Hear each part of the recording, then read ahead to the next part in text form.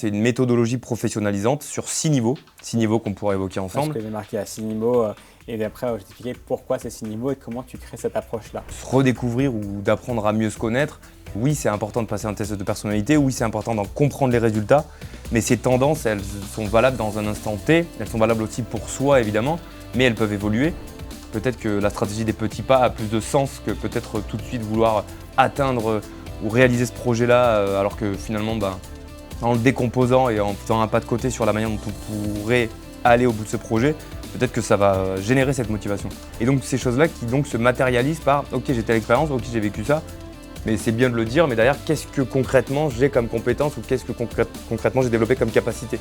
Et ces choses-là, après, ça contribue aussi à mieux nous connaître. De faire des prises de contact, qu'elles soient directes en proposant ou en demandant s'il y a une opportunité, mais indirectes aussi, en voulant en apprendre un peu plus sur ce professionnel, en voulant discuter avec lui, en voulant comprendre le contexte de ce métier-là. Ce niveau 5 qui touche évidemment à la visibilité sur LinkedIn. Mais il n'y a pas uniquement à se faire un beau profil, à mettre ce qu'il faut comme information, etc. Il y a aussi comment tu utilises LinkedIn, quel type de post tu fais. Et déjà dans ce niveau-ci, je sensibilise aussi aux maladies professionnelles. On en parle de plus en plus depuis peut-être une dizaine d'années, mais le burn-out, La dépression, la dépression évidemment aussi.